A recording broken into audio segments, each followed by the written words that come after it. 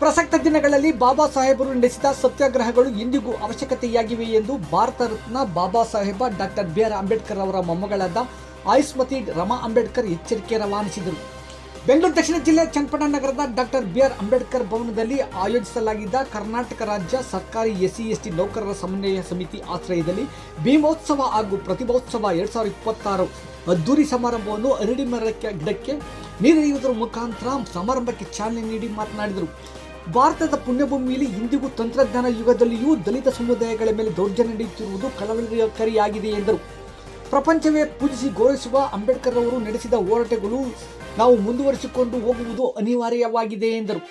ಕರ್ನಾಟಕ ಎಂದರೆ ನನಗೆ ಹೆಚ್ಚು ಸಂತಸದ ರಾಜ್ಯವಾಗಿದೆ. ಅದರಲ್ಲೂ ಚನ್ನಪಟ್ಟಣಕ್ಕೆ ಬಂದು ಇಲ್ಲಿ ಆಯೋಜಿಸಿರುವ ಕಾರ್ಯಕ್ರಮ ನೋಡಿ ಆನಂದ ಹೊಂದಿದ್ದೇನೆ ಎಂದು ಕರ್ನಾಟಕ ರಾಜ್ಯ ಸರ್ಕಾರಿ ಎಸ್ಸಿ/ಎಸ್ಟಿ ನೌಕರರ ಬಗ್ಗೆ ಮೆಚ್ಚುಗೆ ವ್ಯಕ್ತಪಡಿಸಿದರು. ಸಮಾರಂಭಕ್ಕೂ ಮೊದಲೇ ರಮಾ ಅಂಬೇಡ್ಕರ್ ಅವರನ್ನು ಬೆಳ್ಳಿ ರಥದಲ್ಲಿ ವಿವಿಧ ಸಾಂಸ್ಕೃತಿಕ ಮೆರವಣಿಗೆಗಳ ಮುಖಾಂತರ ಹೆದ್ದಾರಿಯಲ್ಲಿ ಸಾಗಿ ಅಂಬೇಡ್ಕರ್ ಭವನಕ್ಕೆ ಕರೆತರಲಾಯಿತು. ಅಂಬೇಡ್ಕರ್ ಭವನದಲ್ಲಿ ರಮಾ ಅಂಬೇಡ್ಕರ್ ಬರುತ್ತಿದ್ದಂತೆ ಪುಷ್ಪವೃಷ್ಟಿಯನ್ನೇ ಸುರಿಸಲಾಯಿತು. ಕರ್ನಾಟಕ ವಿಧಾನ ಪರಿಷತ್ ವಿರೋಧ ಪಕ್ಷದ ನಾಯಕ ಛಲವಾದಿ ನಾರಾಯಣಸ್ವಾಮಿ ಅಂಬೇಡ್ಕರ್ ವಿಚಾರಧಾರೆಗಳು ಇಂದಿನ ಸ್ವಾಮೀಜಿಗಳ ನೈಜತೆ ಕಲಿತೆಗಳ ಬಗ್ಗೆ ಮಾತನಾಡಿದರು. ಮೈಸೂರಿನ ವರಲಿಂಗೇಶ್ವರ ಪೆದ್ದೇಶ್ವರ ಮಠದ ಶ್ರೀಗಳಾದ ಜ್ಞಾನಪ್ರಕಾಶ ಸ್ವಾಮಿ ಬೋಧಿರತ್ನ ಪಂತೇಜಿ ಮಾತನಾಡಿದರು.